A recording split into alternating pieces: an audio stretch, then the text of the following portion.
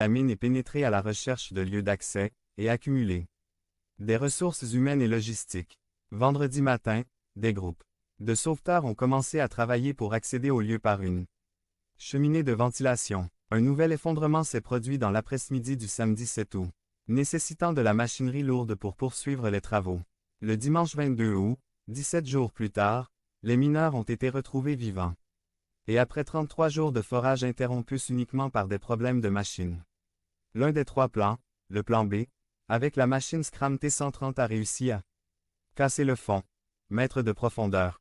Un plan de tubage de conduit a immédiatement été élaboré et il a été décidé de tuber partiellement le forage. Le 11 octobre 2010, à 15 heures, il a été annoncé que les travaux de tubage avaient atteint 56 mètres et il a été décidé de terminer les travaux à cette profondeur.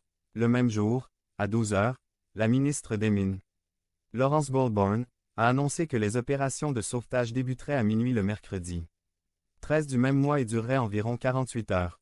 Finalement, à minuit 10, le premier mineur est remonté à la surface, puis le suivant, à raison d'environ 1 par heure.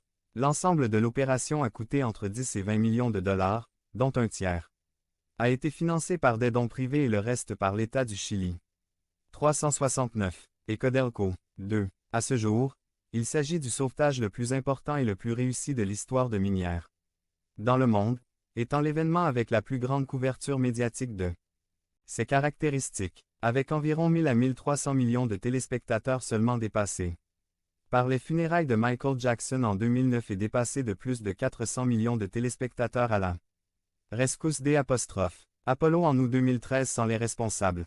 Si tout cela a été fait dans un seul but, pouvoir donner 30 à 50 années de vie supplémentaires à chacun de ces 33 mineurs afin qu'ils puissent passer plus de temps dans ce lieu, dans cette vie, notre travail n'est pas lié à seulement 33 personnes et n'affecte pas seulement dans cette vie, elle affecte pour une éternité complète parole.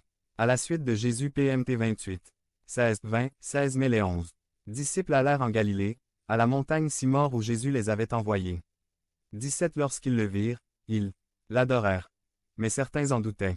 18 Jésus s'approcha d'eux et leur parla, disant, tout pouvoir m'a été donné dans le ciel et sur la terre. 19 Allez donc faire de toutes les nations des disciples, en les baptisant au nom du Père et du Fils et du Saint-Esprit, 20 Et en leur apprenant à observer tout ce que je vous ai commandé. Et voici, je serai toujours avec vous, même jusqu'à la fin du monde. Par conséquent, allez quand nous comprenons ce mot, nous voyons que c'est un commandement, c'est quelque chose que Dieu nous demande de faire, dans un seul but. Faire en sorte que davantage de personnes puissent connaître le grand amour et ce que Jésus a fait sur la croix, pour chacun d'entre nous, que nous puissions rendre accessible à plus de gens. Un Dieu vivant qui nous aime et veut le meilleur pour nos vies et prolonge également sa vie éternelle. Je pense que l'Église a beaucoup changé ces derniers temps et qu'elle devrait changer encore plus, nous devons le faire. En tant qu'Église, et je veux dire au niveau mondial, nous savons comment nous adapter aux défis que notre monde actuel exige de nous. Juste quelques idées sur la façon de le faire aujourd'hui. Pour moi, la meilleure façon de décrire Dieu est avec notre propre vie. Autrement dit, sans mots, l'expression de notre vie est comme lorsque nous décidons de nous habiller chaque matin ou de conduire une voiture, nous n'avons pas besoin de fortes doses de concentration. Nous le faisons de manière naturelle car parlons-nous de quelqu'un qui a donné sa vie il y a plus de 2000 ans pour vous et moi. Réseaux sociaux, médias, invitations. Occasionnel à une étude biblique accompagnée d'un bref témoignage 370 invitations.